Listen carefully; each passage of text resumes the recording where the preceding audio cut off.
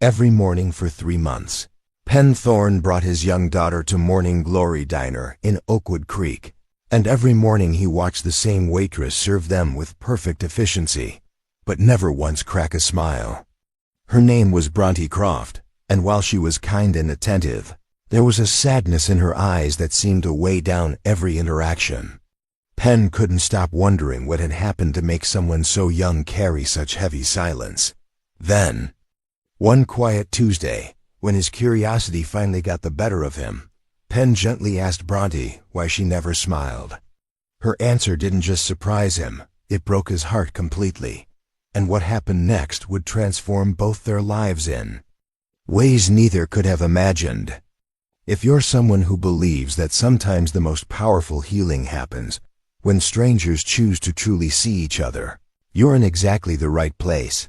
Before we jump back in, tell us where you're tuning in from, and if this story touches you, make sure you're subscribed, because tomorrow, I've saved something extra special for you. Penn Thorne never considered himself particularly observant when it came to reading people. As a construction foreman who'd spent the last 15 years managing crews and deadlines, his world revolved around concrete details, blueprints, schedules, and making sure everyone got home safe at the end of the day. But there was something about the waitress at Morning Glory Diner that he couldn't shake.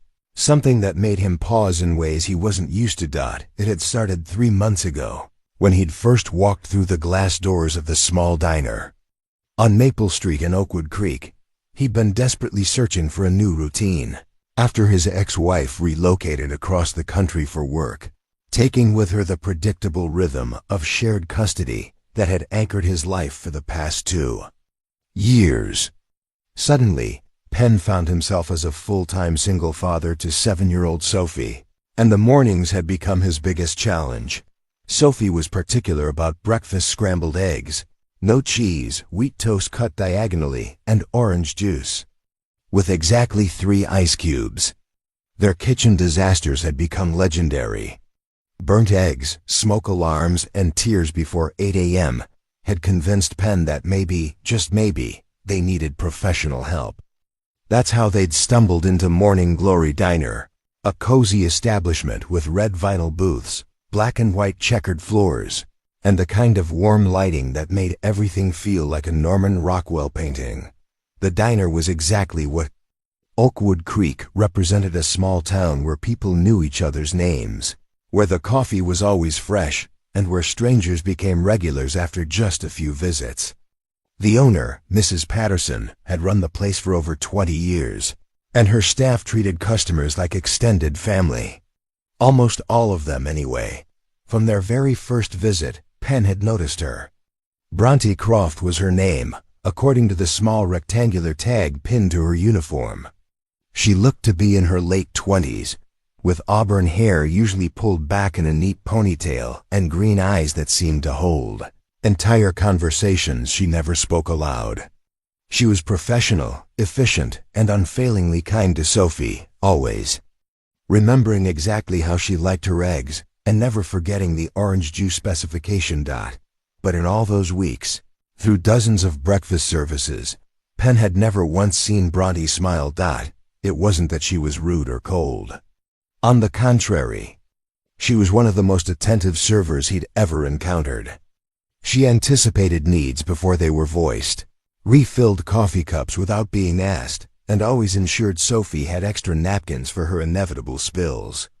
When Sophie had forgotten her favorite stuffed elephant one morning, Bronte had carefully wrapped it in a clean dish towel and kept it safe behind the counter until they returned.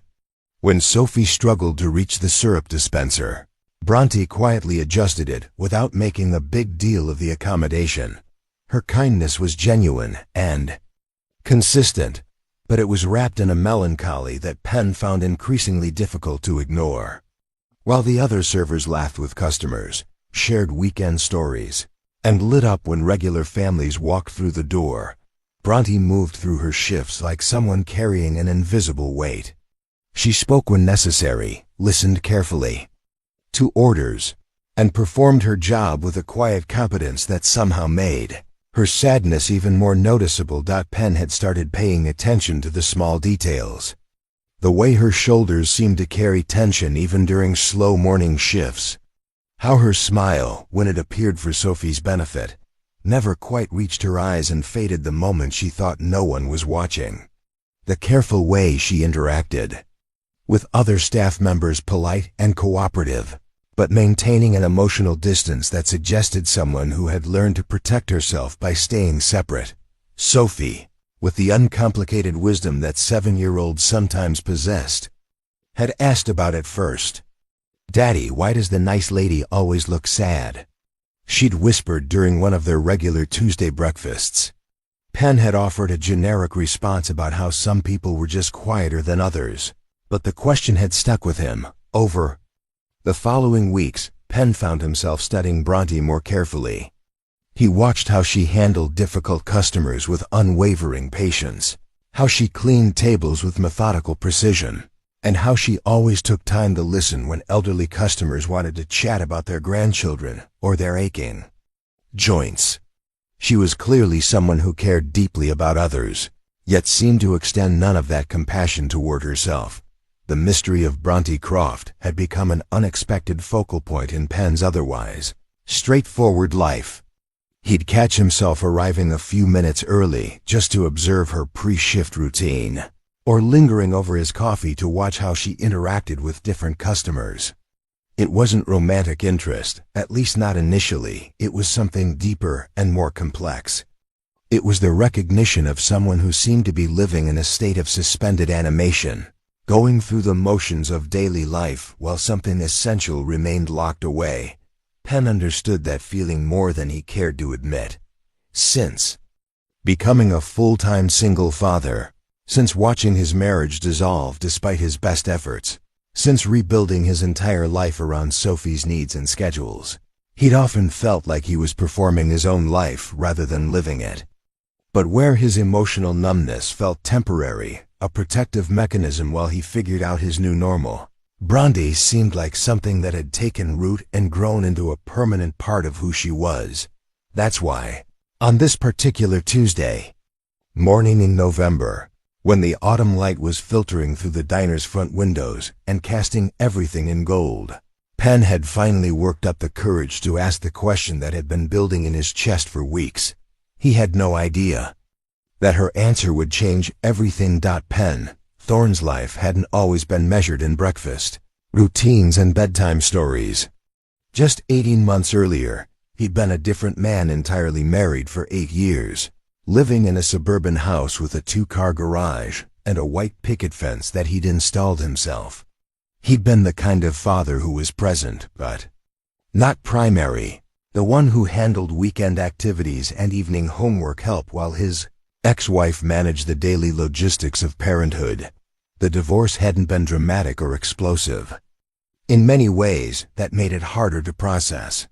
There had been no infidelity, no major betrayal, no moment of revelation that explained everything. Instead, there had been a slow, quiet erosion of connection that neither of them had noticed until it was too late to repair. They'd become roommates raising a daughter together, two people who cared about each other, but had somehow forgotten how to be married. When Jennifer announced she'd been offered a promotion that would require relocating to Seattle, Penn had supported her decision.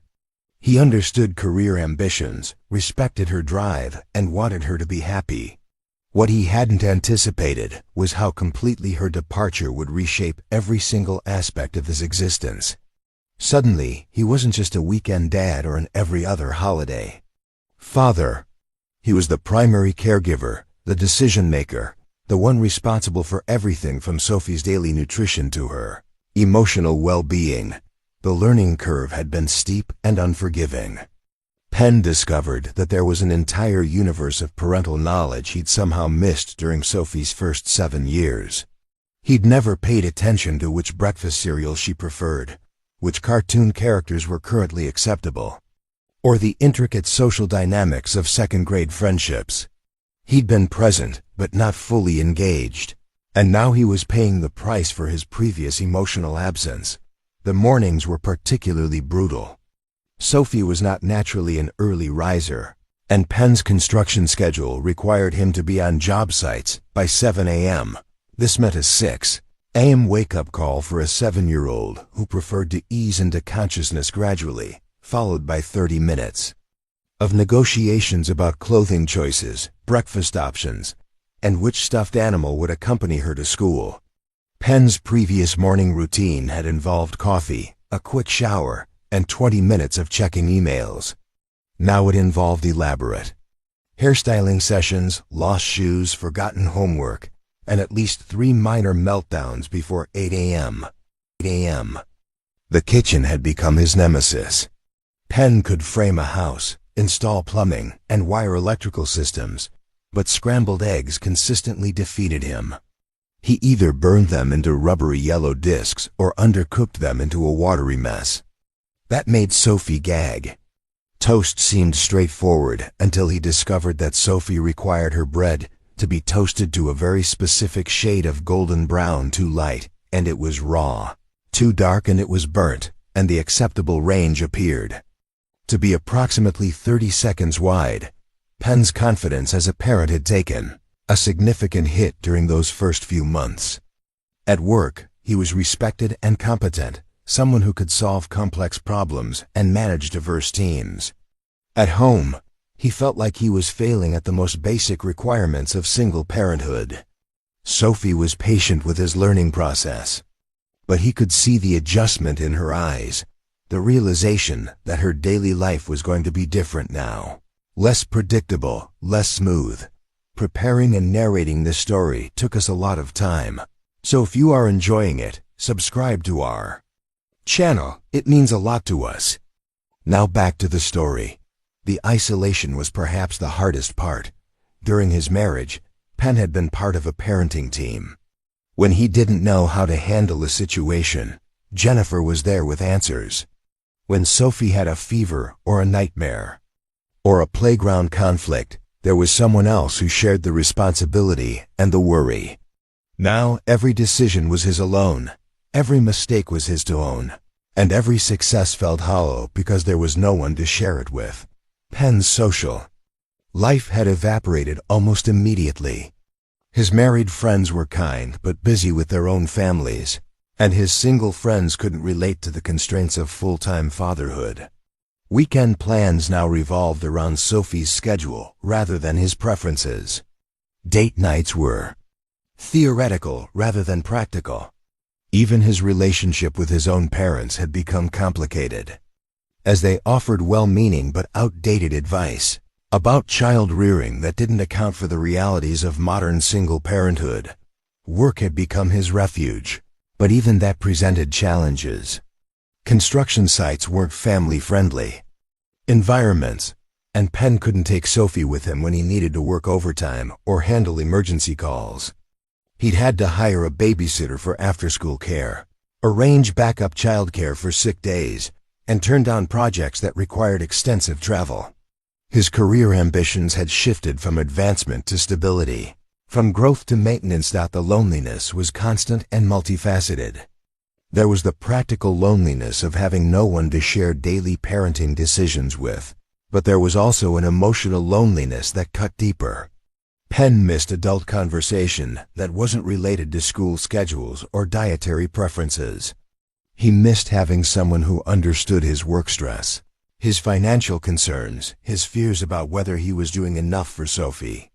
He missed being seen as a complete person rather than just Sophie's dad. That's why the routine at Morning Glory Diner had become so important to him. For 30 minutes each morning, Penn could sit in a booth with Sophie and pretend they were a normal family having a normal breakfast. The diner represented consistency in a life that had become unpredictably chaotic. Mrs. Patterson knew their names. The other servers remembered Sophie's preferences, and for a brief time each day, Penn felt like he belonged somewhere. But it was Bronte who had captured his attention in a way that surprised him. Not because he was looking for romance, his emotional bandwidth was completely consumed by single parenthood, but because he recognized something familiar in her carefully controlled sadness. She moved through her work with the same determined competence that Penn applied to his own daily survival. She was kind without being effusive, professional without being cold, present without being fully engaged. Watching Bronte had become Penn's daily reminder that he wasn't the only person carrying invisible burdens. That emotional struggle didn't always announce itself loudly. Her quiet sadness made him feel less alone in his own quiet struggle to rebuild his life around new responsibilities and old grief. He had no idea that the question he was about to ask would reveal just how much they actually had in common. It was the crying that changed everything. The morning had started like any other Tuesday in November. Penn and Sophie had arrived at Morning Glory Diner at their usual time, sliding into their regular booth by the window where Sophie could watch the school buses lumber down Maple Street while she ate. The autumn light filtered through the glass, casting everything in that particular golden hue that made even the most ordinary moments feel touched by magic. Bronte had appeared at their table with her characteristic quiet efficiency, setting down Sophie's orange juice with exactly 3 ice cubes and Penn's black coffee without being asked. She'd taken their order with the same polite attention she always showed: scrambled eggs, no cheese, wheat toast cut diagonally for Sophie, and the Tuesday special for Penn. Her voice had been steady, professional, giving no indication that this morning would be any different from the dozens that had come before. But about 10 minutes later, as Penn was helping Sophie color the placemat maze while they waited for their food, he heard something that made him look up sharply. It was a sound so unexpected in the context of Morning Glory Diner that it took him a moment to process what he was hearing. Somewhere in the kitchen, someone was crying, not the dramatic sobbing of a soap opera, but the quiet, broken sound of someone trying desperately not to be heard. It was the kind of crying that spoke of exhaustion rather than immediate grief, the sound of someone who had been holding something in for far too long and had finally reached their breaking point. Penn glanced around the diner, trying to locate the source. The other customers seemed oblivious, continuing their conversations about weather and weekend plans. Mrs. Patterson was at the register, cheerfully ringing up an elderly couple's breakfast bill. The other servers moved through their sections with normal efficiency, showing no signs of distress. That's when Penn realized the crying was coming from the kitchen, and more specifically, from the direction where Bronte had disappeared after taking their order. Sophie looked up from her coloring, her crayon paused mid-stroke. "Daddy, is someone sad?" she whispered, her 7-year-old intuition picking up on the emotional undercurrent that most adults had missed. Penn nodded slowly, his attention focused entirely on the sounds coming from the kitchen. The crying continued for several more minutes, not loud enough to disturb the general atmosphere of the diner, but persistent enough to suggest that whoever was upset was struggling to regain their composure. Then, as suddenly as it had started, the crying stopped. 5 minutes later, Bronte emerged from the kitchen carrying their plates, her face composed and professional. But Penn was watching now with the focused attention he usually reserved for structural problems on construction sites, and he could see what others might miss. Her eyes were slightly red, though she'd clearly made an effort to rinse her face. Her hands, normally steady as a surgeon's, had the faintest tremor as she set down Sophie's plate. Most telling of all, the careful emotional distance she usually maintained seemed to have developed hairline cracks, like a wall that had been stressed beyond its limits. "Here we go," she said, her voice only slightly hoarser than usual. "Scrambled eggs, no cheese, toast cut diagonally, and the Tuesday special, with extra hash browns." Sophie looked up at Bronte with the unguarded curiosity that 7-year-olds possessed. "Are you okay?" she asked simply, her question carrying none of the careful social boundaries that adults typically maintained. For just a moment, Bronte's professional composure wavered completely. Penn saw her throat work as she swallowed hard, saw her blink rapidly as if fighting back fresh tears. Her hand, still holding the empty serving tray, tightened until her knuckles went white. "I'm fine, sweetie," she managed, but her voice cracked slightly on the words. Just having a long morning. But Sophie, with the persistence that made her both endearing and exhausting, wasn't satisfied with the dismissal. My daddy says it's okay to be sad sometimes, she continued earnestly. He says feelings are like weather, they come and go, but they're all natural.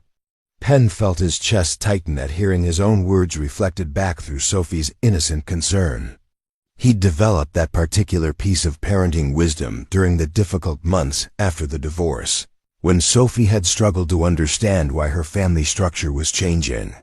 Now hearing it applied to Bronte's obvious distress, the words seemed to carry new weight. Bronte looked down at Sophie, and for the first time since Penn had been coming to the diner, something genuine flickered across her face. Not happiness exactly, but a kind of surprised recognition, as if someone had unexpectedly offered her a lifeline. That's very wise, she said softly, and Penn could hear that she meant it. Your daddy sounds like a smart man. He tries really hard, Sophie said matter-of-factly, then returned to her eggs as if she hadn't just delivered an emotional truth bomb to a virtual stranger, but the moment had created something. A crack in the careful boundaries that had previously defined Bronte's interactions with their family. Penn could see it in the way she lingered at their table, just a few seconds longer than necessary, in the way her gaze met his with something that looked almost like vulnerability. Is there anything else I can get you? She asked, but the question seemed to carry subtext now, as if she was asking something deeper than whether they needed more coffee or extra syrup. Penn found himself at a crossroads. For 3 months he'd respected the invisible walls Bronte had constructed around herself. He'd appreciated her service, noted her kindness to Sophie, and worried about her obvious sadness, but he'd never crossed the line into personal territory. Part of him knew that the smart thing, the socially appropriate thing, was to say they were fine and let her move on to her other tables. But Sophie's innocent question had opened a door, and Penn could see that Bronte was standing on the threshold, uncertain whether to step through or pull back into her familiar isolation. Actually, Penn said carefully, I was wondering if I could ask you something. Bronte's entire body tensed, and Penn could see her preparing to retreat behind professional boundaries. But something in his tone, or perhaps the vulnerability that the morning's events had already exposed, made her pause. Of course, she said, though her voice carried a note of caution. Penn glanced at Sophie, who was completely absorbed in creating elaborate patterns with her remaining scrambled eggs, then looked back at Bronte. The question that had been building in his chest for weeks was suddenly right there, waiting to be spoken. In all the times we've been coming here, he said gently, I've never once seen you smile. Not really, and I was wondering ... He paused, searching for the right words, the ones that would invite rather than intrude. I was wondering if you're okay. If there's something that's making you carry all this sadness alone. The words hung in the air between them, as fragile and significant as the first note of a song that might change everything. For a moment that stretched into eternity, Bronte simply stared at Penn. Her serving tray trembled slightly in her hands, and he could see her internal struggle playing out across her features, the desire to flee warring with something deeper, a longing that she'd buried so carefully that even she seemed surprised by its sudden emergence. She began then. Stopped, her voice catching. She glanced around the diner, clearly aware that they were having this conversation in the middle of her workplace, surrounded by other customers and co-workers. I should really get back to Bronte. Penn's voice was gentle but firm. It's okay. You don't have to answer right now. But I need you to know that someone noticed, that someone cares.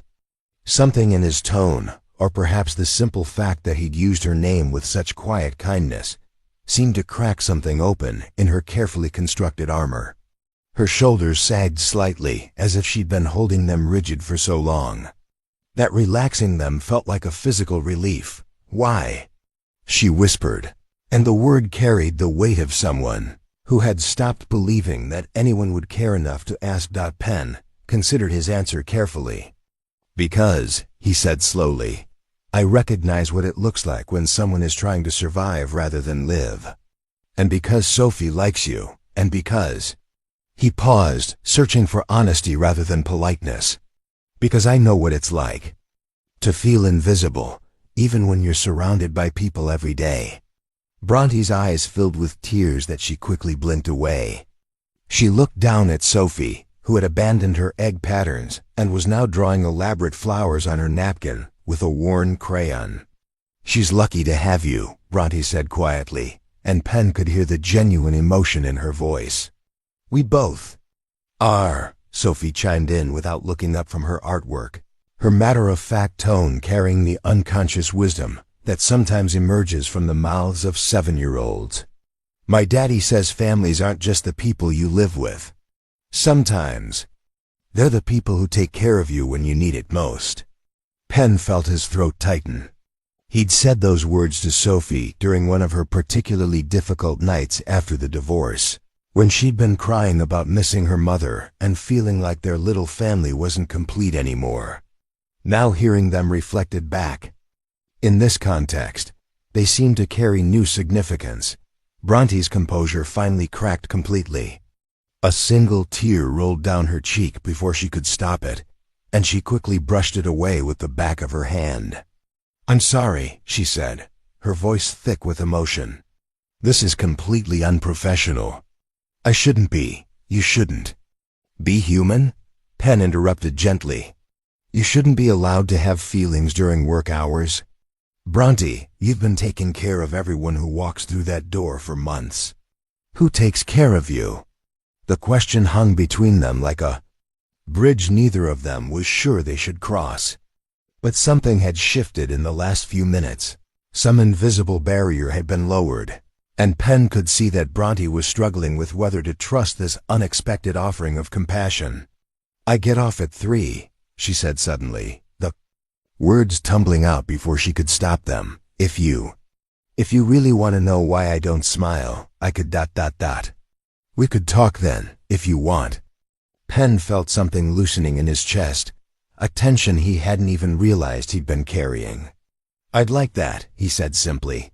"Sophie has art class at the community center on Tuesdays. We could meet after I drop her off. There's a bench in Willow Park," Bronte said, naming the small green space behind the library, where families often brought their youngsters to feed ducks and play on the modest playground equipment. "By the pond. It's usually quiet in the afternoons." Penn nodded. 3:30? 3:30, she confirmed, and seemed to realize she was still holding her serving tray in the middle of a conversation that had veered far from anything resembling normal customer service. "I should really go," Penn said with a smile, the first genuine smile he'd worn in months. "We'll be fine. And Bronte, thank you." She looked puzzled. "For what?" "For trusting us enough to let us see you," he said simply. After she walked away to attend to her other tables, Sophie looked up from her napkin art with the serious expression she wore when processing complex information. "Daddy," she said thoughtfully, "I think the sad lady needs friends." Penn reached over and smoothed down one of Sophie's stubborn cowlicks, a gesture that had become as automatic as breathing. "I think you're right, sweetheart. I think she needs friends very much. Are we going to be her friends?" Penn considered the question, thinking about the vulnerability he'd just witnessed, the careful way Bronte had extended this tentative invitation for connection, the obvious loneliness that seemed to surround her like a second skin. "I think we're going to try," he said finally. "If she let us." The rest of their breakfast passed quietly, but there was a different quality to the silence now. It wasn't the comfortable routine they'd established over months of regular visits, but something charged with possibility and anticipation. Penn found himself watching Bronte move through her section of the diner with new eyes, noticing things he'd missed before. She was efficient, but there was no joy in her movements. She was kind to customers, but maintained careful emotional distance. She worked with the other servers, but didn't participate in their casual conversations or shared laughter. It was as if she existed parallel to the warm community of Morning Glory Diner without ever quite being part of it. When they were ready to leave, Bronte appeared at their table to clear their plates. The earlier vulnerability was still there, but she'd regained most of her professional composure. "Same time tomorrow?" she asked, as she always did, but this time, Penn heard the question differently. This time, it sounded less like routine customer service, and more like someone who had begun to count on their presence, who had started to look forward to the one part of her day that felt like connection rather than performance. "Absolutely," Penn said, and he meant it with a fervor that surprised him. As they gathered their coats and Sophie's scattered crayons, Penn realized that something fundamental had shifted in their morning routine. They were no longer just customers and server, no longer just polite strangers sharing breakfast space. They had become people who cared about each other's well-being, people who had agreed to show up for each other in whatever small ways they could manage. Walking to the car, Penn felt lighter than he had in months. Not because his own problems had disappeared, but because he'd been reminded that healing sometimes happened not through solving your own pain, but through reaching out to help someone else carry theirs. In a few hours, he would learn exactly how heavy Bronte's burden had been, and why she had spent so many months afraid to smile. At 3:25 p.m., Penn sat alone on the wooden bench beside Willow Park's small pond, watching a family of ducks glide across the water's surface with the kind of graceful ease that made their movement look effortless. Sophie was safely settled in her art class, enthusiastically painting what she described as a rainbow castle with purple flowers, and Penn had arrived early to collect his thoughts and calm the unexpected nervousness that had been building in his chest since morning. He wasn't sure what he expected from this conversation. In his construction work, Penn was used to problems that had clear solutions. If a foundation was cracked, you repaired it. If a beam was structurally unsound, you replaced it. Human emotions were Messier territory, full of variables he couldn't measure and solutions that didn't fit neatly into blueprints. But something about Bronte's carefully hidden pain had called to something in him that he'd thought was buried beneath the practical demands of single parenthood. Maybe it was recognition, the way one person carrying invisible weight could sense another doing the same. Maybe it was simply the basic human instinct to help when someone was drowning, even if you weren't entirely sure you knew how to swim yourself. At exactly 30, Penn saw Bronte approaching along the gravel path that wound through the park.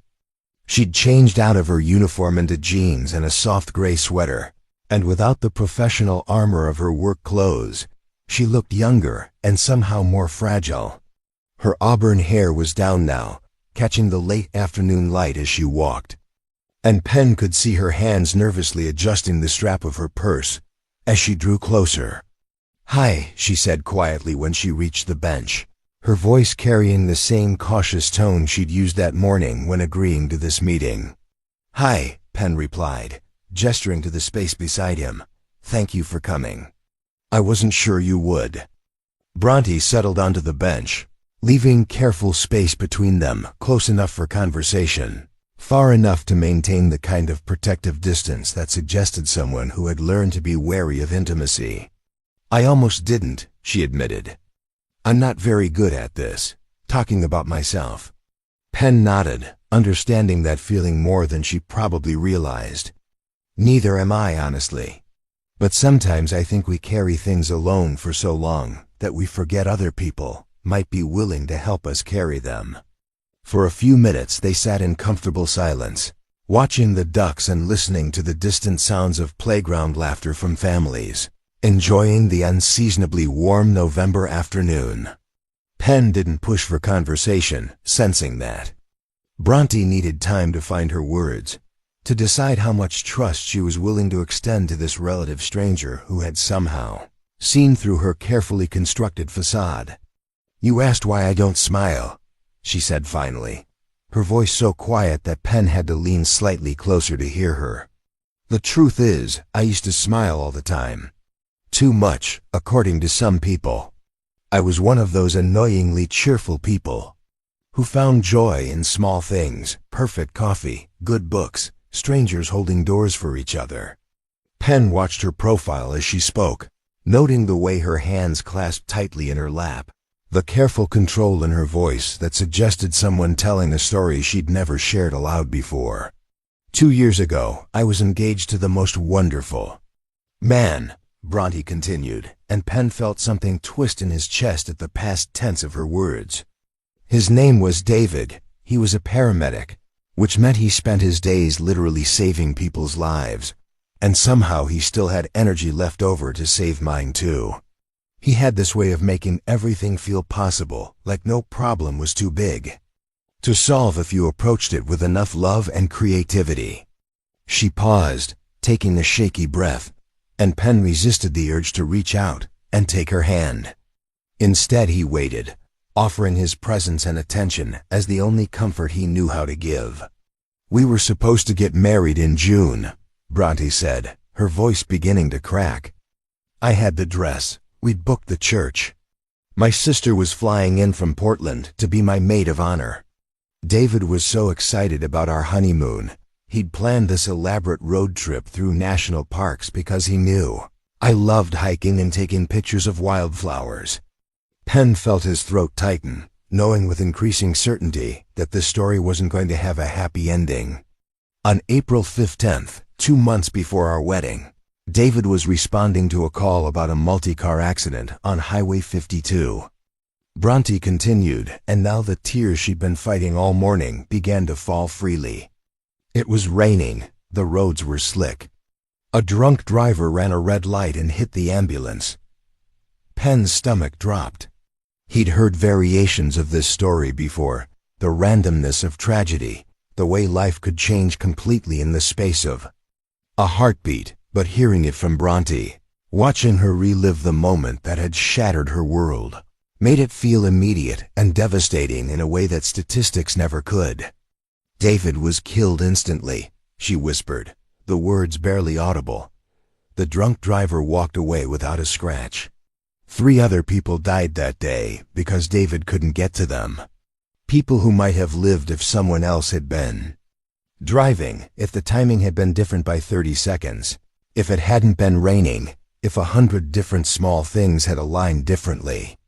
Penn felt tears pricking his own eyes as the weight of her loss settled over him.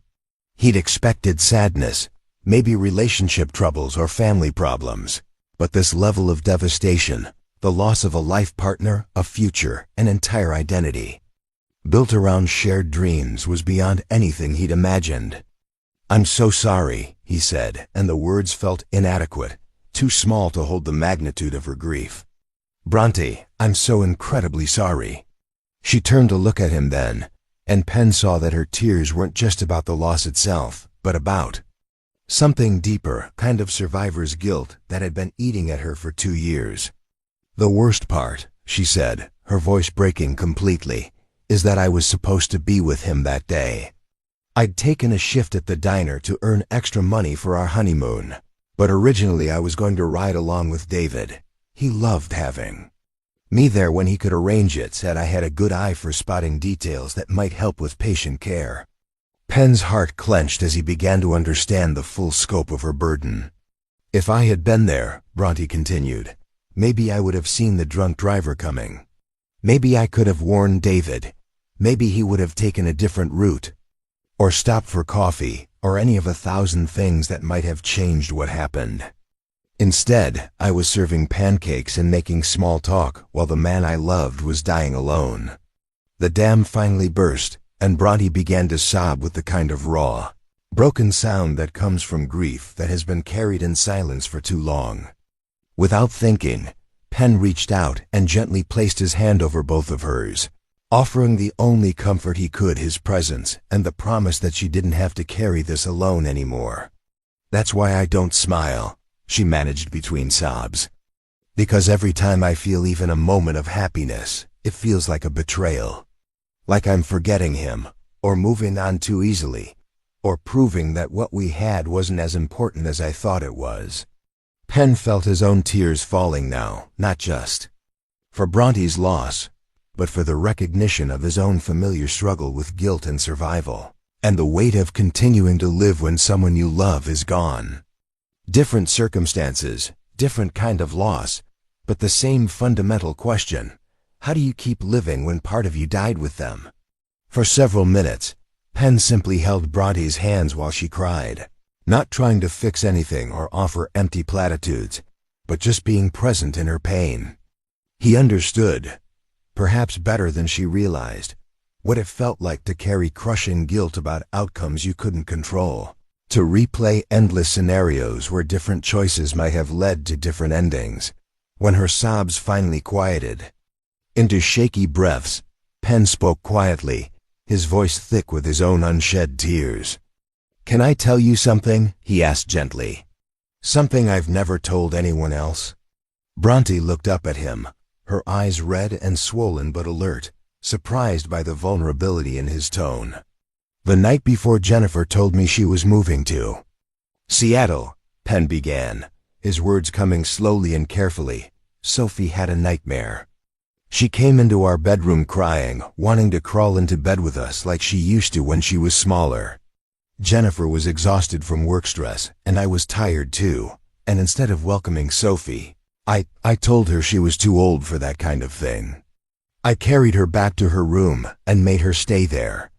Penn's voice caught, and he had to pause to steady himself. The next morning, Jennifer announced her decision to take the job and move across the country.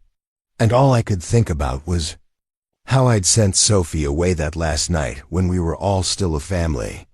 How I'd chosen my own comfort over my daughter's need for security. How if I'd been a better father, a better husband, maybe Jennifer wouldn't have felt like she needed to escape to the other side of the country. Bronte was staring at him now, her own grief momentarily forgotten as she recognized the familiar weight of self-blame in his words. For months afterward, Penn continued, every single morning when Sophie would climb into bed with me for cuddles, I'd think about that missed opportunity. Every time she had a bad day at school, every time she cried about missing her mom, every time she seemed sad or anxious, I convinced myself it was because I'd failed her when she needed me most. I told myself that if I'd just been warmer that night, more welcoming, maybe everything would have been different. He turned to meet Bronte's gaze directly. The guilt was eating me alive. I was going through the motions of being a father, but inside I felt like a fraud. Like I didn't deserve Sophie's love or trust, because I'd somehow caused our family to fall apart. "Penn," Bronte whispered, and he could hear the recognition in her voice, the understanding of someone who had walked that same dark path of self-recrimination. "It wasn't until I started coming to the diner and watching you," Penn said, "that I began to understand something important. I was so focused on seeing your pain, your guilt, your struggle to forgive yourself, that I started to see my own situation more clearly. Because when I looked at you, I could see so clearly that David's death wasn't your fault. That taking a work shift to earn money for your honeymoon wasn't selfish or wrong. That being a loving, caring partner doesn't mean you have supernatural powers to prevent tragedy." Bronte's breath hitched, and fresh tears began to fall. But these seemed different somehow, not just tears of grief, but tears of recognition and relief. "And if I could see that about your situation so clearly," Penn continued, "maybe I was wrong about mine too. Maybe Jennifer didn't leave because I was a bad husband. Maybe my marriage didn't end because I told Sophie to sleep in her own bed one night. Maybe sometimes people make decisions based on their own needs and dreams, and it doesn't mean the people they leave behind were inadequate or unworthy." Penn felt something shifting in his own chest as he spoke these words aloud for the first time, as if naming his guilt was somehow reducing its power over him. "You helped me understand that," he said softly. "Not by doing anything specific, but by letting me care about someone else's pain. By giving me a reason to practice compassion that I couldn't seem to extend to myself." Bronte turned her hand palm up beneath his, threading their fingers together in a gesture that felt both intimate and entirely natural. You're saying that trying to help me somehow helped you too? Penn nodded. These past few months watching you carry that grief and guilt so gracefully, seeing how hard you work to take care of everyone around you, even when you're barely holding yourself together. It made me realize that I've been expecting perfection from myself in a way I'd never expect from anyone else. That I've been punishing myself for being human. And you think I've been doing the same thing, Bronte said, not a question, but a recognition.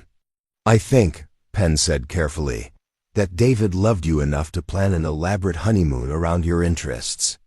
That he was excited about building a life with you. That he asked you to ride along with him sometimes because he valued your presence and insights. Does that sound like the kind of man who would want you to spend the rest of your life punishing yourself for not being in the right place at the right time to prevent the unpreventable?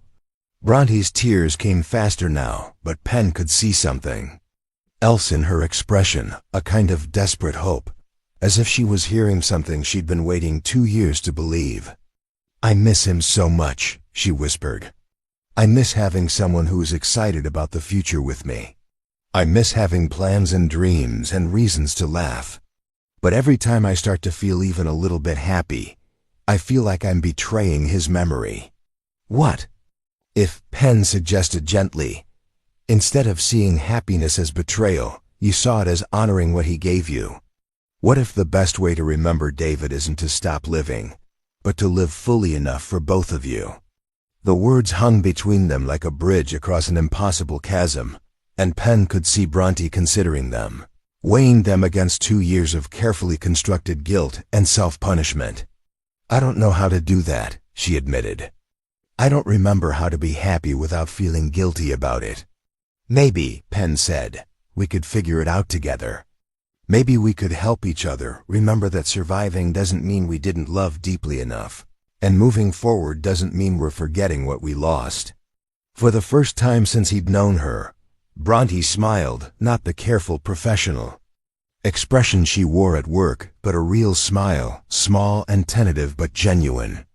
It transformed her entire face, and Penn felt his heart skip in a way that had nothing to do with grief or guilt and everything to do with recognition, connection, and the possibility of something beautiful growing from the soil of shared understanding. I'd like that, she said quietly. I'd really like that. As the late afternoon sun began to sink toward the horizon, casting golden light across the pond and the park around them, Penn realized that something fundamental had shifted for both of them. They were no longer just two people carrying separate burdens of loss and guilt. They had become two people who had chosen to trust each other with their deepest pain, and in doing so, had discovered that healing could be a shared journey rather than a solitary struggle. For the first time in months, Penn felt like he was living his life rather than just performing it. And beside him, Bronte was smiling. The next morning, Penn and Sophie arrived at Morning Glory Diner with an energy that felt different from their usual routine. There was anticipation in Penn's step, a lightness he hadn't carried in months, and Sophie bounced beside him, chattering about her art class project and asking if Miss Bronte would want to see the picture she'd drawn of them all sitting together at their special table. She's not just our waitress anymore, is she, Daddy? Sophie asked as they approached the familiar glass doors. She's our friend now. Penn smiled, remembering the way Bronte had looked when they'd parted the evening before, not completely healed, not magically cured of her grief, but somehow lighter, as if sharing her burden had made it bearable rather than crushing. I think she is, sweetheart. I really think she is. They pushed through the door, the familiar bell chiming their arrival, and Penn automatically scanned the dining room for Bronte's auburn ponytail and efficient movements. The diner was busier than usual for a Wednesday morning, filled with the regular crowd of commuters grabbing coffee and early retirees, lingering over newspapers and conversation. But Bronte was nowhere to be seen. Penn felt a small flutter of uncertainty. Maybe she was in the kitchen, or taking a quick break, or helping with something in the back office. They made their way to their usual booth, and Penn helped Sophie out of her jacket while keeping one eye on the service area, waiting for Bronte to appear with her quiet smile and their regular order already memorized. 5 minutes passed. Then 10. A different server approached their table, a cheerful middle-aged woman named Diane who'd worked at the diner almost as long as Mrs. Patterson had owned it. She carried herself with the confident efficiency of someone who knew every customer's preferences and could handle any breakfast-related emergency with practiced ease. "Good morning, you two," Diane said warmly, pulling out her order pad. "What can I get you started with today?" Penn hesitated, glancing around the dining room one more time. "Is Bronte working this morning, Bronte?" Diane's expression shifted slightly, a shadow of concern crossing her features. "Oh, honey, she called in sick today. Sounded pretty rough too, poor thing. But don't you worry, I'll take good care of you." "Now what'll it be?" Penn ordered their usual breakfast, but the food seemed to lose its appeal before it even arrived. Sophie kept looking toward the kitchen, clearly disappointed by the absence of their newfound friend. "Is Miss Bronte really sick, Daddy? Or is she just sad again?" The question lodged in Penn's chest like a splinter. Yesterday afternoon, Bronte had seemed hopeful, maybe even cautiously optimistic about the possibility of healing. But Penn also understood that recovery from deep grief wasn't linear, that breakthrough moments could be followed by setbacks, that hope and despair could exist side by side in ways that made no logical sense. "I don't know, sweetheart," he said. "Honestly, but people need time to feel better, and sometimes that means taking days to rest." Thursday morning brought the same disappointment. Diane appeared at their table with an apologetic smile and the news that Bronte was still under the weather. "Flu's been going around," she said with the practiced sympathy of someone who'd seen employees call in sick countless times over the years. "Hopefully she'd be back soon." But Penn caught something in Diane's eyes, a flicker of uncertainty that suggested this wasn't just about the flu. Something about the way she avoided direct eye contact, the slight hesitation before she spoke, made him suspect there was more to Bronte's absence than a simple illness stopped by Friday. Penn's concern had evolved into something approaching panic. 3 days without any sign of Bronte, 3 mornings of Sophie asking where their friend was and why she hadn't come back to work yet. Penn found himself paying closer attention to the conversations around them, listening for any mention of Bronte from the other servers or Mrs. Patterson herself. "Daddy," Sophie said as they finished their Friday breakfast, "what if Miss Bronte is more than sick? What if she's sad sick, like when you have sad feelings that make your body hurt too?" Penn stared at his daughter, struck by her intuitive understanding of something he'd been trying not to acknowledge. What if Bronte's absence wasn't about physical illness at all? What if their conversation on Tuesday had triggered something? Relapse into grief, a resurgence of guilt, a fear that opening up to them had somehow betrayed David's memory. The thought made Penn's stomach clench with a mixture of worry and self-recrimination. Had he pushed too hard? Had he encouraged her to share things she wasn't ready to discuss? Had his attempt to help somehow made things worse? After dropping Sophie at school, Penn made a decision that would have seemed unthinkable just a week earlier. Instead of heading directly to his construction site, he drove back to the diner and asked to speak with Mrs. Patterson. The owner was a no-nonsense woman in her 60s who'd been running the diner since before Penn was born. She had kind eyes but a direct manner that suggested she'd seen every possible variety of human drama play out in her establishment and had little patience for anything that wasn't straightforward. "I'm worried about Bronte," Penn said without preamble. "My daughter and I have been coming here for months, and we've gotten to know her a little. Her being out sick for 3 days. It doesn't feel right." Mrs. Patterson studied him for a long moment, as if trying to gauge his motives. "Bronte's a good worker," she said carefully. "Been with me almost 2 years. Never missed more than a day here and there, and always gave plenty of notice when she needed time off. But this time is different," Penn pressed. "She called in sick." But you're worried it's something else." The older woman sighed, suddenly looking tired. Tuesday night, after her shift, Bronte came to me and said she might need a few days to sort some things out. Said she was dealing with some personal matters that had gotten stirred up, and she needed to figure out how to handle them. She promised she wasn't quitting, just needed some space to think. Penn felt his heart sink. He'd been right there. Conversation had triggered something, and instead of helping, he'd somehow made things worse. "Did she say anything else?" he asked. "Anything about what kind of personal matters?" Mrs. Patterson shook her head. "Bronte's always been private. I've never pushed her to share more than she wanted to. But I will say this, she looked different. Tuesday night. Not worse, exactly, but unsettled, like someone who'd been carrying something heavy, and suddenly wasn't sure if they wanted to put it down or hold on tighter." Penn left the diner with more questions than answers and a growing certainty that he needed to find Bronte. Not to fix anything or push her to return to work, but to make sure she knew she wasn't alone. That whatever she was struggling with didn't have to be carried in isolation. The problem was, he realized with a sick feeling, he had no idea how to reach her. He didn't have her phone number, didn't know where she lived, didn't even know her last name beyond the Croft on her name tag.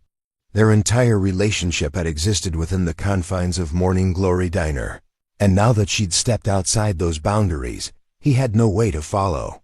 That evening, as he tucked Sophie into bed, his daughter looked up at him with worried eyes. "Daddy, are we going to lose Miss Bronte like we lost Monty?" "Not the same way, but like when people go away and don't come back." Penn felt something break open in his chest, not the painful crack of loss, but the desperate urgency of someone who suddenly understood exactly what was at stake. In just a few short days, Bronte had become more than a friendly waitress or even a friend. She had become part of their small family's foundation, a source of hope and healing that Penn hadn't realized he'd been desperately needing. And now she was gone, and he had no idea if she was coming back. Penn Thorne had built a career on problem solving. When faced with structural challenges on construction sites, he approached them methodically, assessed the situation, identify the resources available, create a plan, and execute it step by step until the problem was resolved. But sitting in his truck outside Morning Glory Diner on Saturday morning, he realized that finding a missing person in a small town required a completely different set of skills, ones he wasn't entirely sure he possessed. Sophie sat beside him. In the passenger seat, her seatbelt carefully adjusted and her expression serious in the way that suggested she understood the gravity of their mission. They'd driven to the diner early, before the breakfast rush, hoping to catch Mrs. Patterson during a quieter moment when she might be more willing to share information. "What if she doesn't want to tell us where Miss Bronte lives?" Sophie asked, voicing the same concern that had been keeping Penn awake since Thursday night. "Then we'll have to think of another way to find her," Penn replied, though he wasn't entirely sure what that other way might look like. "The important thing is that we don't give up. Sometimes when people are hurting, they need to know that someone cares enough to look for them." Inside the diner, Mrs. Patterson was restocking coffee filters behind the counter, her movements efficient despite the early hour. She looked up when Penn and Sophie approached, and something in her expression suggested she'd been expecting this conversation. "I thought you might be back," she said without preamble. "You've got that look people get when they're worried about someone and can't let it go." Penn felt Sophie's small hand slip into his, offering silent support. "I know this might be crossing a line," he began carefully, "but I'm really concerned about Bronte. My daughter and we care about her. And I can't shake the feeling that she's isolating herself when she needs support the most." Mrs. Patterson studied him for a long moment, her weathered hands still folding coffee filters with automatic precision. "What exactly are you asking me to do?" "I don't know," Penn admitted. "Maybe just tell me if there's anything I can do to help, or if you think she'd want to hear from us. I don't want to intrude, but I also don't want her to think we've forgotten." About her or that we don't care? The older woman set down the coffee filters and leaned against the counter, her expression thoughtful. You know, in 23 years of running this place, I've learned to read people pretty well. And I can tell you that whatever happened between you and Bronte on Tuesday, it wasn't bad. Difficult, maybe, emotional, certainly, but not bad. Penn felt a small surge of relief, though it was tempered by continued worry. She mentioned you, actually, Mrs. Patterson continued, and Penn's heart leaped. Said you and your little one had shown her kindness when she needed it most. Said she was grateful for the conversation, but that it had stirred up some things she needed to work through. Did she say what kind of things? Sophie asked, her 7-year-old directness cutting through the careful adult diplomacy. Mrs. Patterson smiled at Sophie, her expression softening. She said she was trying to figure out how to honor her past while still being open to her future. Said it was harder than she expected, like learning to walk again after being still for a very long time. Penn felt his throat tighten. That sounded exactly like something Bronte would say, and it gave him hope that their conversation hadn't sent her spiraling deeper into grief, but rather had challenged her to consider possibilities she'd been afraid to contemplate. Mrs. Patterson, Penn said quietly, I know you probably can't give me her address or phone number, and I respect that. But is there any way you could let her know that we're thinking about her, that we're here if she needs anything? The diner owner was quiet for a long moment, studying Penn's face as if trying to read his intentions. Finally, she reached under the counter and pulled out a small notepad. I can't give you her information, she said carefully, but I might be able to deliver a message. If you wanted to write something down. Penn accepted the notepad with hands that were steadier than he felt. What did you write to someone who was struggling with grief and guilt and the terrifying possibility of healing? How did you offer support without overstepping? How did you express care without creating pressure? He glanced down at Sophie, who was watching him with complete confidence in his ability to find the right words. Taking a deep breath, he began. To write, Bronte, Sophie and I wanted you to know that we're thinking about you. We understand that sometimes healing means taking a step back to figure things out, and we want you to know that we respect whatever space you need, but we also want you to know that you're not alone. Whatever you're working through, whatever you're feeling, you don't have to carry it by yourself anymore. We meant what we said about helping each other, figure out how to live with loss, and still find reasons to smile. Take all the time you need. We'll be here when you're ready. And if you're never ready, that's okay too. But we hope you know that you've already made our lives better just by letting us get to know you, your friends. Penn and Sophie *, he folded the paper and handed it to Mrs. Patterson, who tucked it into her apron pocket without reading it. I'll make sure she gets this, she said simply. As they prepared to leave, Penn hesitated at the door. Mrs. Patterson? When Bronte asked for time off, did she give you any indication of when she might be back? The older woman shook her head. She said she'd know when she knew. But Penn, I've been watching people work through hard times for more years than I care to count. And in my experience, the ones who ask for space because they're trying to figure things out are different from the ones who disappear because they've given up. Bronte struck me as the first kind. Outside in the truck, Sophie was unusually quiet as they drove away from the diner. Finally, she spoke up. Daddy, what if Miss Bronte doesn't want to be found? What if she's happy being sad? Penn considered the question seriously. It was possible. Some people did find a kind of comfort in grief, a familiar identity that felt safer than the unknown territory of healing. But he thought about the way Bronte had smiled at the park, small and tentative but real. He thought about the hope he'd seen flickering in her eyes when they'd talked about honoring David's memory by living fully rather than simply surviving. I don't think she's happy being sad, he said finally. I think she's scared. And when people are scared, Sometimes they hide until they can figure out how to be brave. Like when I hid in my closet after Mommy moved away? Sophie asked, and Penn felt his heart clench at the memory of finding her there, surrounded by stuffed animals and old family photos. Exactly like that, he said gently. And remember what happened when I found you there. I didn't make you come out right away. I just sat with you until you felt ready. Sophie nodded thoughtfully. Maybe Miss Bronte needs someone to sit with her too. Even if it's not really sitting, but just ... Knowing that someone would sit with her if she wanted them to. Penn stared at his daughter, amazed once again by her ability to distill complex, emotional truths into simple, clear understanding. That's exactly right, sweetheart. Sometimes the most important thing we can do for someone is just make sure they know they're not alone. Over the next few days, Penn found himself thinking about Bronte constantly. Not in a obsessive way, but with the kind of persistent concern that comes from caring about someone's well-being. He wondered if she'd received their message, if it had helped or hurt, if she was taking care of herself during whatever internal work she was doing.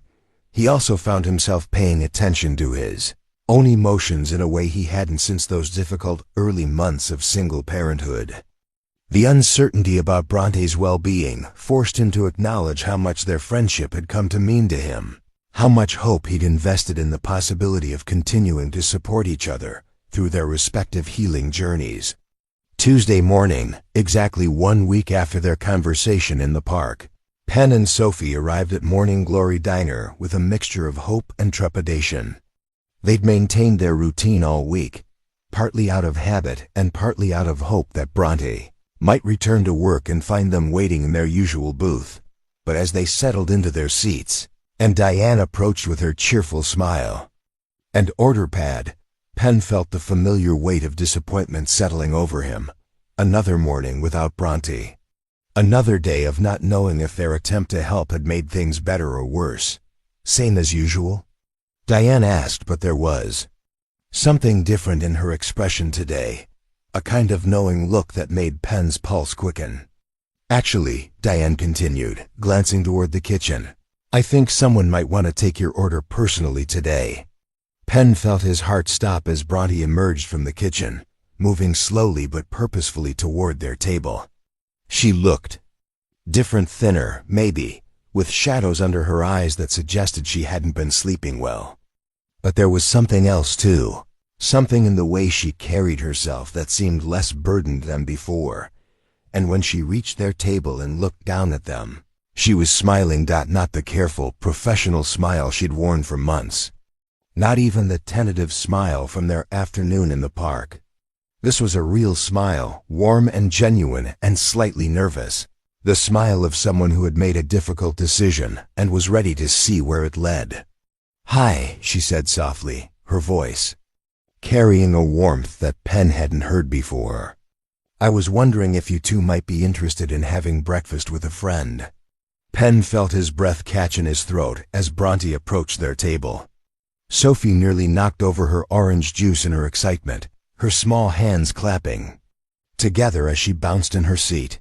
Miss Bronte, you came back. We missed you so much, Sophie exclaimed, her voice carrying across the diner and drawing warm smiles from nearby customers who had witnessed this small family drama unfold over the past week. Bronte's smile widened, and Penn could see tears gathering in the corners of her eyes, but these were different tears, bright and clean. Nothing like the grief-stricken sobs he'd witnessed just over a week ago. I missed you too, Bronte said simply, sliding into the booth across from them. For the first time since Penn had known her, she wasn't holding a serving tray or order pad. She wasn't working. She was just here, present with them as a friend. Penn studied her face, searching for clues about what had happened during her week away. She did look tired, but there was something fundamentally different about her energy. The careful walls she'd maintained for months had come down, replaced by something softer but somehow stronger. How are you feeling? Penn asked gently, remembering his daughter's astute observation about being sad sick. Bronte took a deep breath, her hands clasped on the table in front of her. "That's actually what I wanted to talk to you about," she said, "both of you, because what happened this week. I need you to understand something important." Sophie scooted closer to the window, making more room in the booth. "Are you going to tell us a story?" "In a way, yes," Bronte said, her voice steady but emotional. "A story about what happens when someone gives you permission to stop punishing yourself." Penn felt his heart skip, remembering their conversation in the park, the way they'd talked about forgiveness and healing and living fully enough for those who couldn't. "After our talk on Tuesday," Bronte continued, "I went home and I couldn't stop thinking about what you said. About David wanting me to be happy. About honoring his memory by living instead of just surviving. But the more I thought about it, the more scared I became." She paused, looking out the window toward the park where they'd had their breakthrough conversation. "For 2 years, grief has been my identity. Sadness has been my companion. Guilt has been my security blanket. As horrible as those feelings were, they were familiar. They were mine. And they connected me to David in a way that felt sacred." Penn nodded, understanding completely. He'd experienced something similar after his divorce, the way pain could become comfortable, the fear that letting go of hurt might mean letting go of love. "So Tuesday night, I panicked," Bronte admitted. "I called Mrs. Patterson and asked for time off because I felt like I was standing at the edge of a cliff, and I wasn't sure if stepping forward meant flying or falling." "What did you do?" Sophie asked with the earnest curiosity of someone who genuinely wanted to understand. Bronte smiled at her. "I went to a place I hadn't been in 2 years, David's grave." Penn felt his throat tighten, but he remained quiet, sensing that this story needed to be told without interruption. "I brought a blanket, and I sat there for hours," Bronte continued. "And I told him everything. About you two, about how you'd made me feel less alone. About how Penn had shown me that guilt wasn't love, and that surviving wasn't betrayal. About how Sophie had reminded me that families aren't just blood relations, but people who take care of each other." Sophie beamed at being mentioned, but stayed quiet, understanding the gravity of the moment.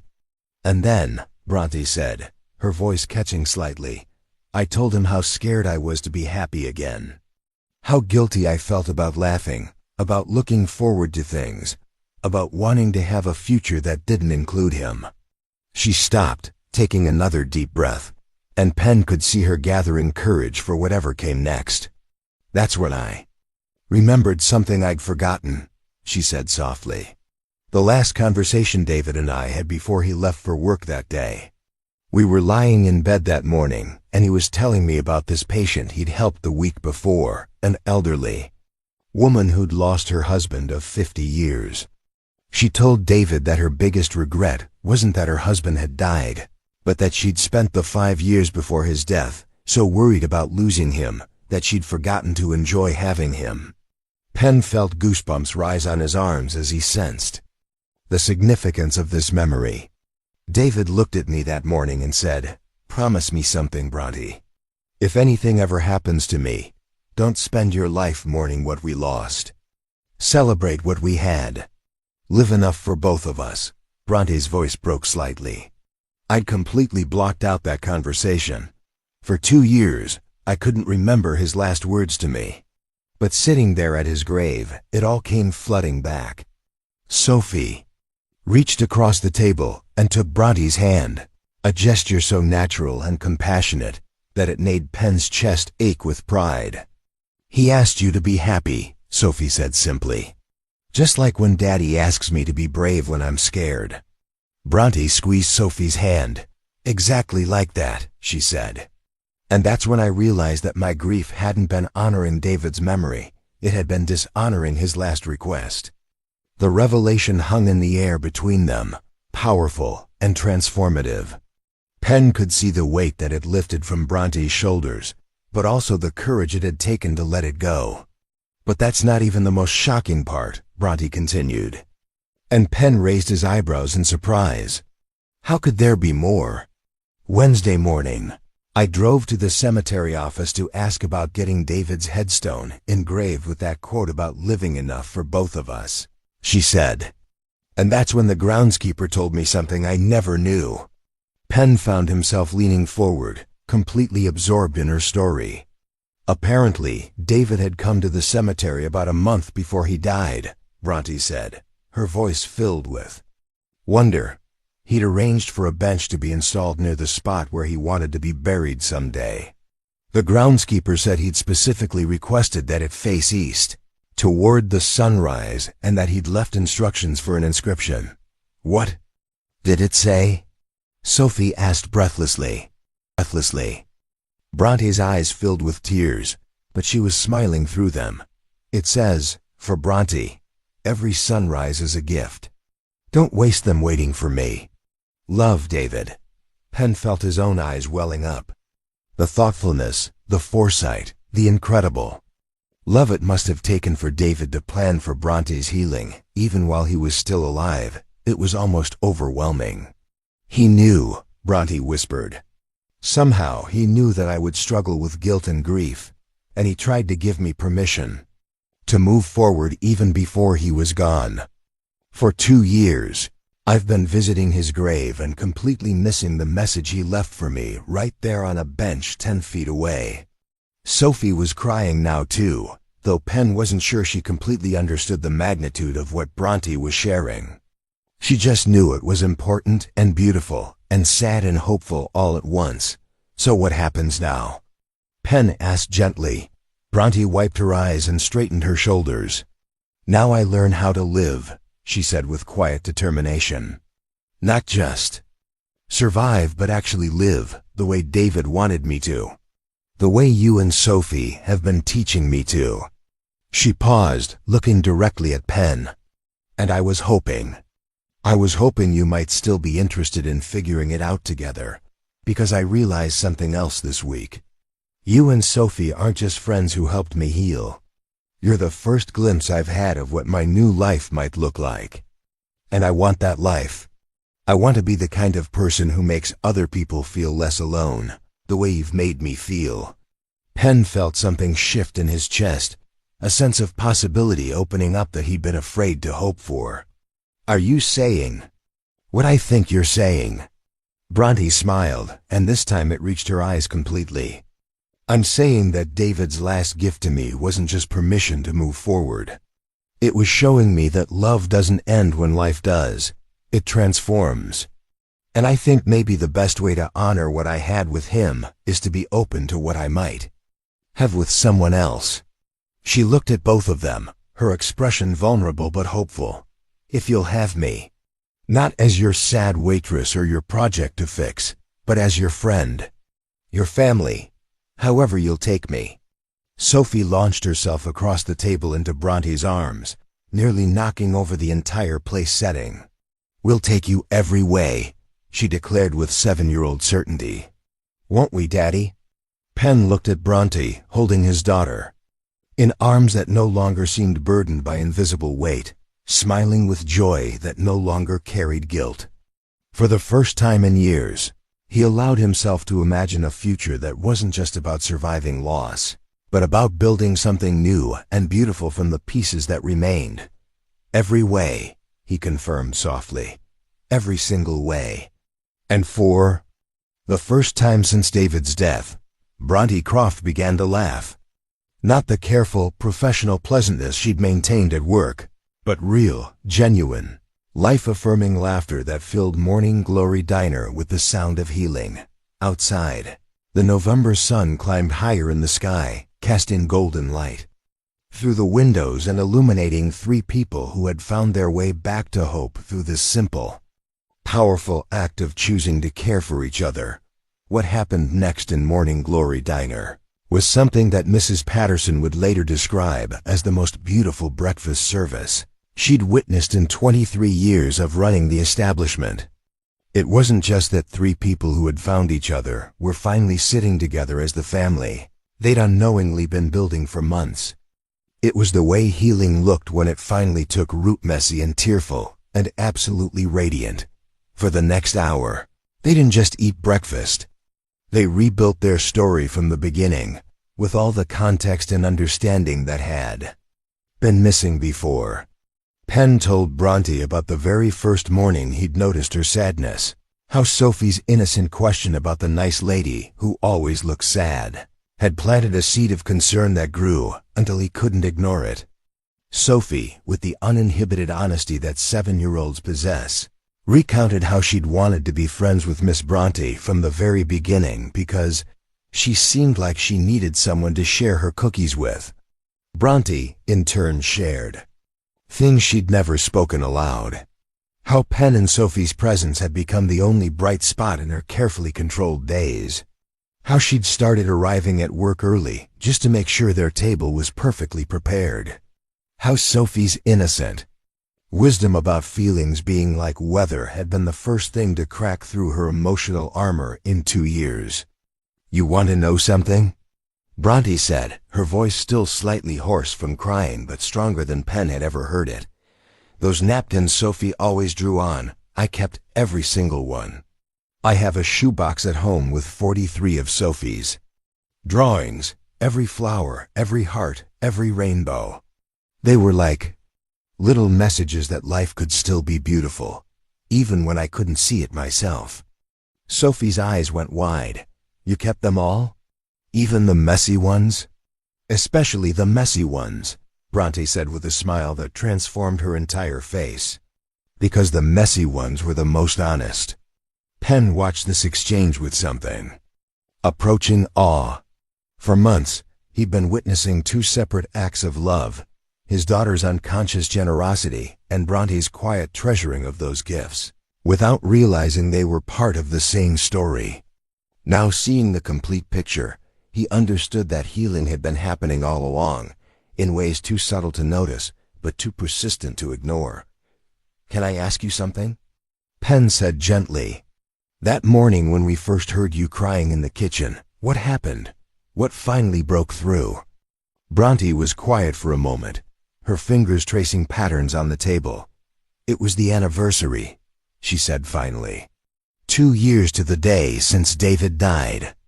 I'd been dreading it for weeks, but when it actually came, it felt different, less overwhelming than I expected. And that scared me more than the grief ever had." Penn felt his chest tighten with understanding. "You were afraid that feeling better meant forgetting him." "Exactly," Bronte whispered. "I'd built my entire identity around missing him. If I wasn't drowning in grief, who was I? What was left of what we had together?" She looked at Sophie, who was listening with the serious attention she usually reserved for bedtime stories.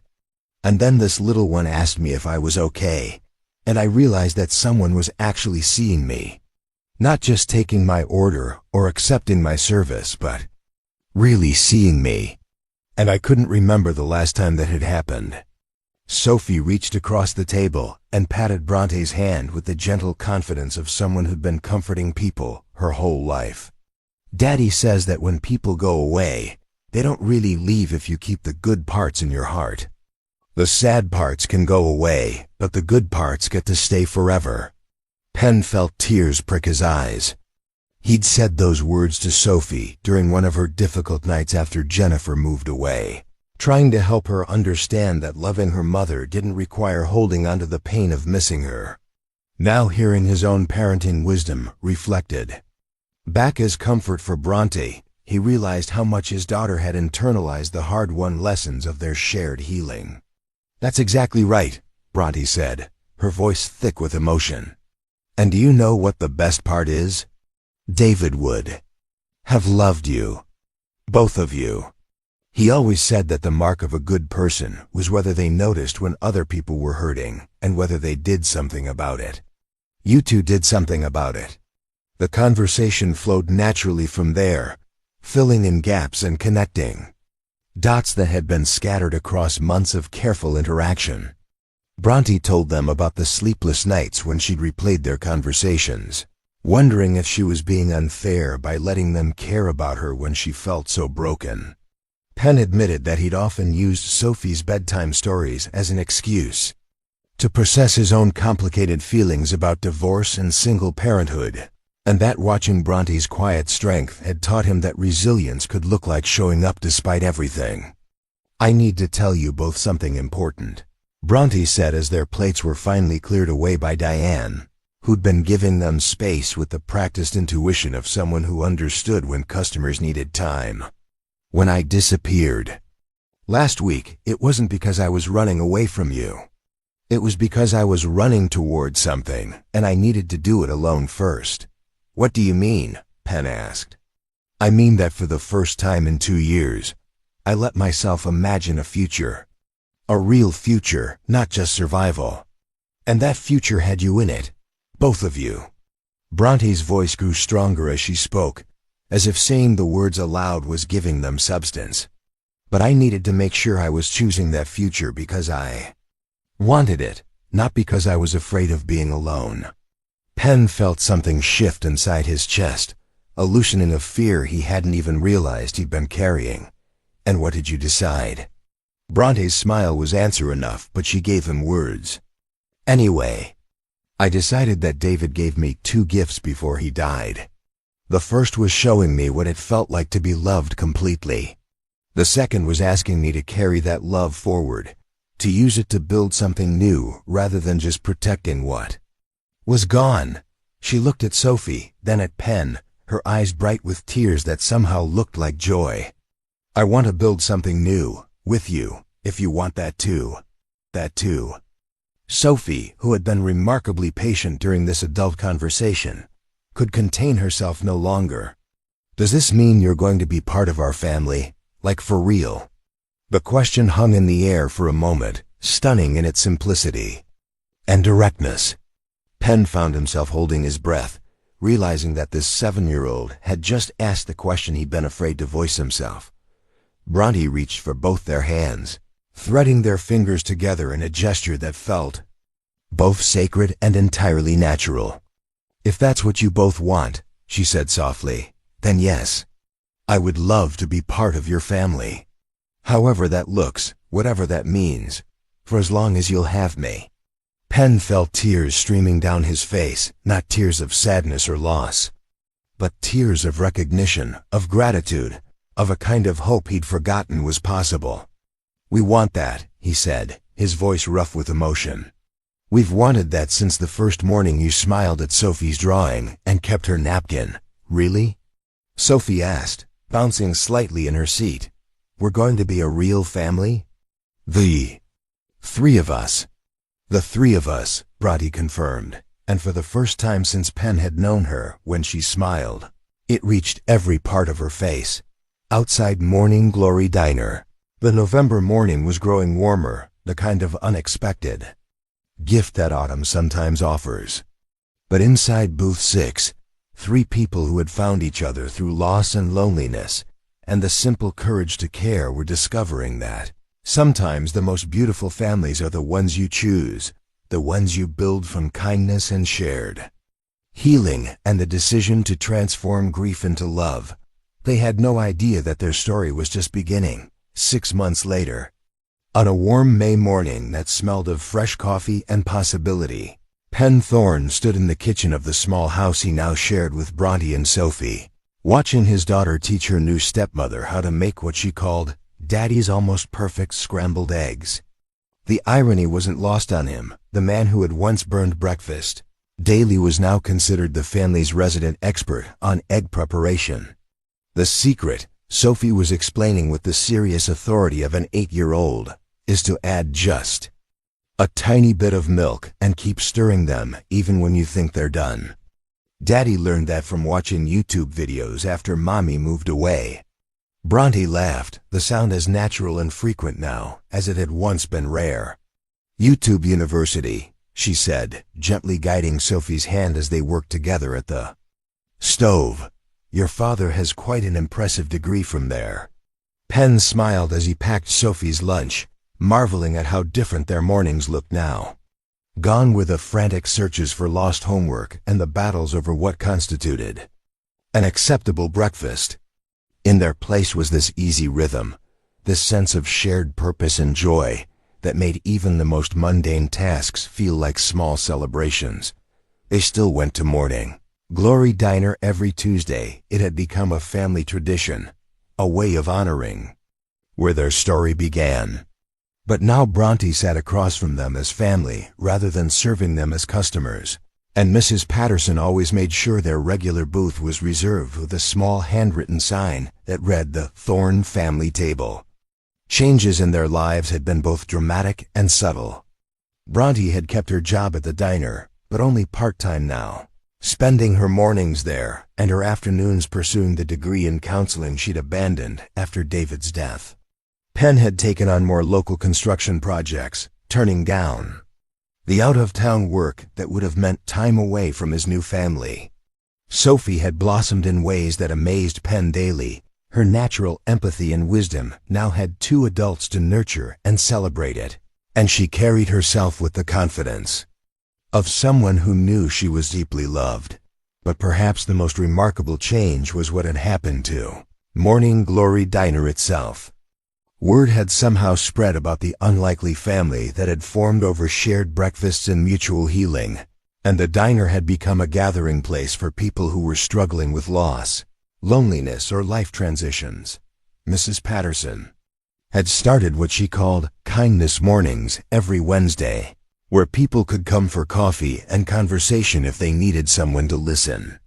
Bronte had volunteered to facilitate these sessions, drawing on her own experience with grief and her growing knowledge of counseling techniques. Penn watched from the kitchen doorway as customers, who had once eaten in solitary silence, now shared stories and offered each other comfort. There was Margaret, the widow who had rediscovered her love of painting after Sophie had admired her earrings and struck up a conversation. There was James, the veteran who had been struggling with depression, until Penn had invited him to help with a small construction project and discover he had a gift for woodworking. There was Sarah, the teenage mother who had found not just babysitting help from the diner community, but a network of support that had allowed her to finish high school. "We've accidentally created something beautiful here," Bronte had said one evening as they cleaned up after a particularly moving kindness morning. "People are finding each other, finding hope. Just like we did." The ripple effects extended far beyond the diner walls. Sophie's school had started a peer support program based on her suggestion that lonely kids just need someone to sit with them at lunch. Penn's construction company had begun partnering with local nonprofits to provide free home repairs for families in need, a project that Bronte had inspired and Sophie enthusiastically supported by organizing fundraising bake sales. But the most profound impact was perhaps the least visible: the way their story had shown three people that healing was possible, that love could grow from loss, that family could be chosen and built and treasured. Penn no longer felt like he was performing the role of father. He was living it fully, supported by a partner who understood both his struggles and his joys. Bronte had transformed from someone who survived each day to someone who embraced each morning, as David's inscription had requested, as a gift to be treasured rather than endured. Sophie had learned that families could grow and change and still be whole, that love didn't diminish when shared, but multiplied. On this particular May morning, as they prepared for their day like thousands of families across the country, Penn felt a familiar sense of gratitude wash over him. Not gratitude for having escaped pain. They all still carried their losses and had learned that grief never completely disappears, but gratitude for having discovered that pain shared is pain diminished, that joy shared is joy multiplied. "Daddy," Sophie said as they gathered their things for the day, "Mrs. Henderson at school asked me yesterday why our family is so happy. And I told her it's because we chose each other on purpose, not just because we had to be together." Penn felt his throat tighten with emotion. What did she say to that? "She said that sounded like the best kind of family," Sophie replied matter-of-factly. "And I told her that's what I thought too." As they walked to the car together, Bronte to the diner for her morning shift, Penn to his current job site, Sophie to school, Penn realized that their story had become something larger than any of them had anticipated. They weren't just a family who had found each other. They had become living proof that healing was possible, that connection could triumph over isolation, that kindness really could change everything. Later that day, as Penn picked Sophie up from school and they drove to the diner to meet Bronte for their Tuesday tradition, Sophie asked the question she posed every week. "Daddy, do you think there are other people like Miss Bronte was? People who are sad and don't smile but would be happy if someone just noticed them?" "I'm sure there are, sweetheart," Penn replied, as he always did. "Then we should keep looking for them," Sophie said with the casual certainty of someone who had learned that love was meant to be shared. Because everybody deserves someone to sit with them when they're scared. Penn smiled, thinking about the bench in the cemetery with David's inscription about not wasting sunrises, about the shoebox of napkin drawings that Bronte still kept, about the magical alchemy that had transformed 3 isolated people into a family. "You're absolutely right," he said. "We should keep looking." And as they pulled into the parking lot of Morning Glory Diner, where other customers were already gathering for their Tuesday evening community dinner, Penn realized that they already were. Every day, in small ways and large ones, they continued to look for people who needed someone to notice them, to care about them, to remind them that they weren't alone. Because that's what love does when it's allowed to grow freely. It spreads, it reaches. It transforms not just the people who experience it directly, but everyone whose life they touch. Penn Thorne had asked a simple question about why someone never smiled, and in doing so, had unleashed a chain reaction of healing that continued to ripple outward, one breakfast conversation at a time, inside the diner as they settled into their family booth and Bronte joined them after finishing her shift. Penn looked around at the warm, bustling community that had grown from their simple act of caring. Families were sharing meals, strangers were becoming friends, and in the corner booth, a new server was patiently listening to an elderly customer who clearly needed someone to hear his story. The cycle continued, the healing spread. And somewhere in the universe, Penn liked to think that David was smiling, knowing that his final gift to Bronte, permission to live fully, had blossomed into something even more beautiful than either of them could have imagined. "So," Bronte said, settling into the booth with the easy grace of someone who belonged exactly where she was, "tell me about your day." And as their voices joined the warm hum of conversation that filled Morning Glory Diner, Penn realized that this was what happiness looked like, not the absence of sorrow, but the presence of love strong enough to hold both joy and grief, hope and fear, yesterday's losses and tomorrow's possibilities. Sometimes the most extraordinary transformations begin with the simplest questions. Sometimes healing starts with nothing more than one person choosing to notice another person's pain. Sometimes families are built not from blood or legal documents, but from the decision to show up for each other, day after day, with kindness and patience and the radical belief that everyone deserves to be seen. Penn Thorne had learned all of this by asking a waitress why she never smiled. What he discovered in her answer changed not just his life, but the lives of everyone whose path they crossed. And in a world that often feels divided and disconnected, their story serves as a reminder that healing is possible, that love multiplies when shared, and that sometimes the most powerful thing we can do is simply ask someone if they're okay, and then really listen to the answer. If this story has touched your heart, if it's reminded you of the power of kindness and the possibility of second chances, we'd love to hear from you. Share your own story of unexpected connection in the comments below. Tell us about a time when someone's kindness changed your life, or when you were able to make a difference in someone else's day just by paying attention. And if you believe, like we do, that there are more people in the world who need someone to notice them, someone to care about their story, someone to remind them they're not alone, then please subscribe and join our community of believers in everyday miracles. Because every time you choose kindness over indifference, every time you ask someone if they're okay and really mean it, every time you look beyond the surface to see the person underneath, You're continuing the story that Penn, Bronte, and Sophie started. The world needs more morning glory diners. It needs more people willing to ask the hard questions and sit with the complicated answers. It needs more families built on choice and love rather than obligation. And it needs more believers in the radical idea that healing is possible, that second chances are real, and that sometimes the most broken people can create the most beautiful families. Thank you for being part of this story.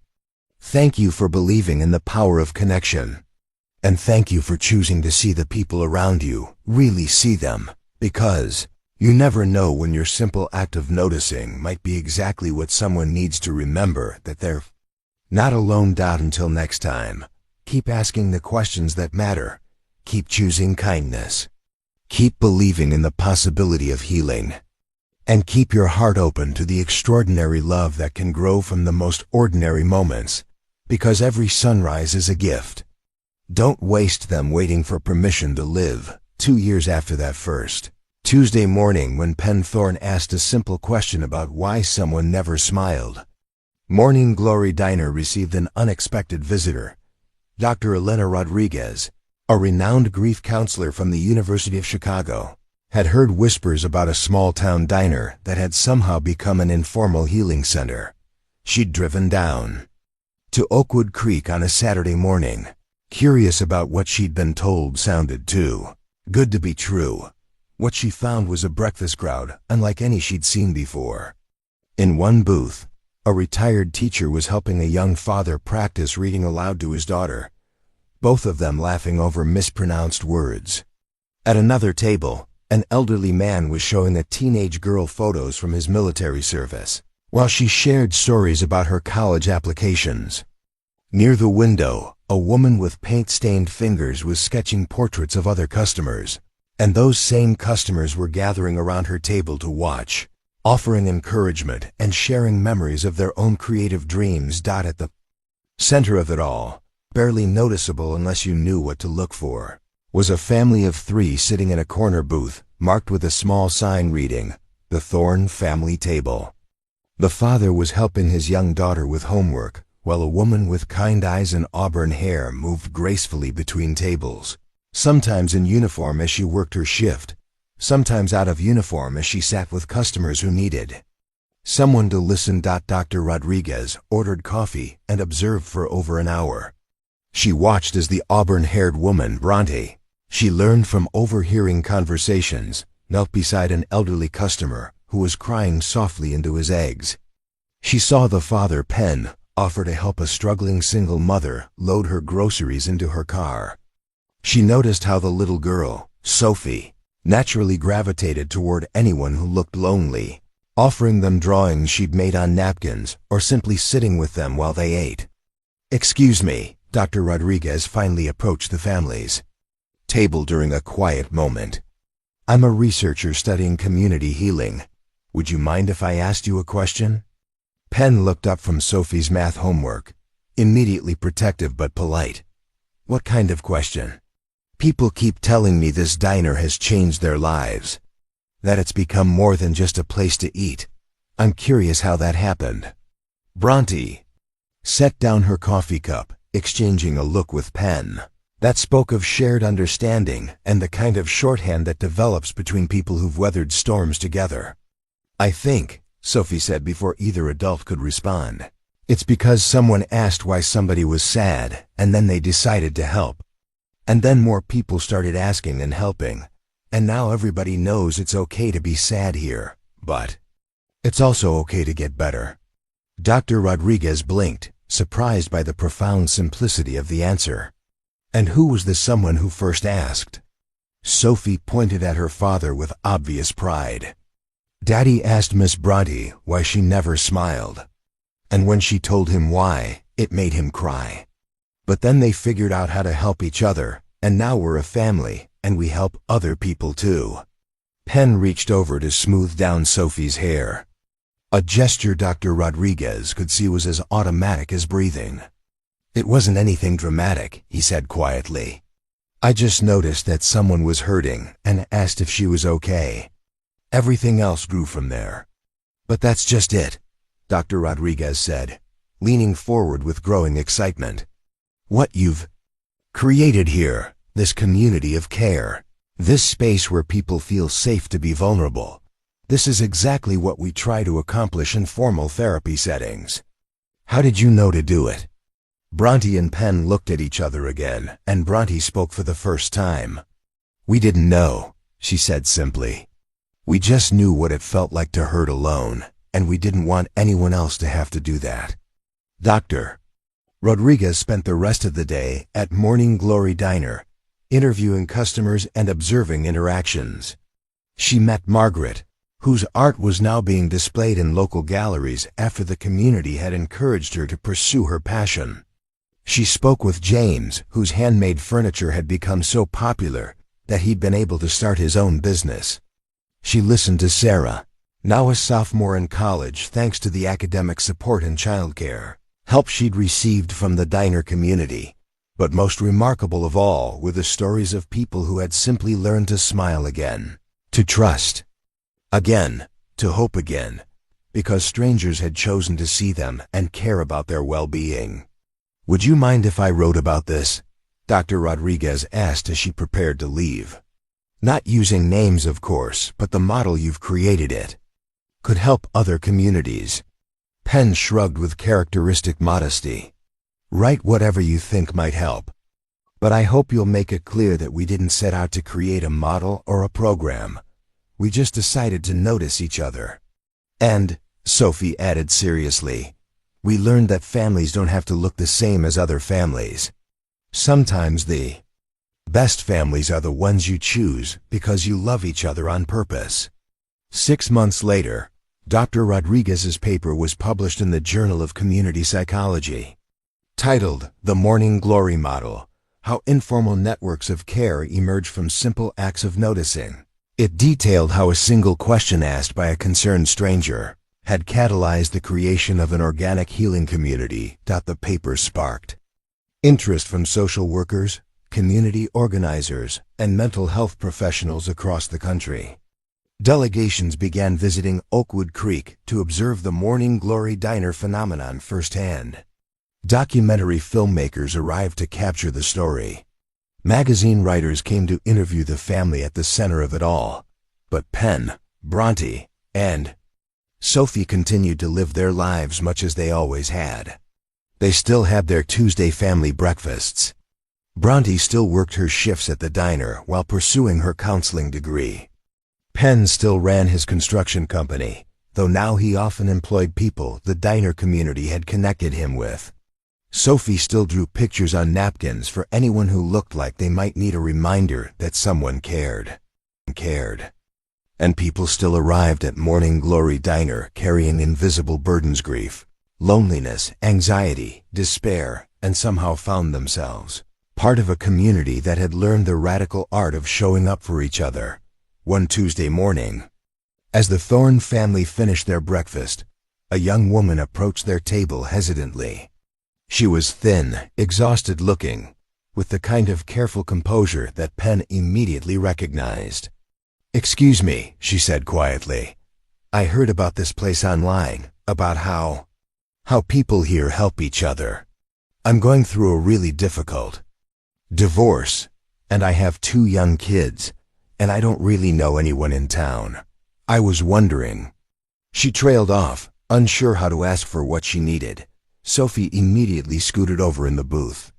"You can sit with us," she said matter-of-factly. "That's what we do here. We sit with people who need sitting with." As the woman gratefully took the offered seat, Penn caught Bronte's eye across the table. In her smile, he saw the same recognition. He felt in his own chest. Here was someone else whose life was about to change.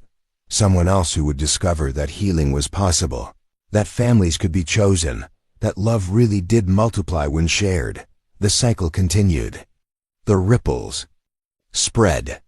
And in a small diner in Oakwood Creek, the revolution of kindness that had begun with a simple question about why someone never smiled continued to transform lives, one breakfast conversation at a time. Some stories end when the protagonist finds happiness. But the best stories, the ones that change the world, are the ones that never really end at all.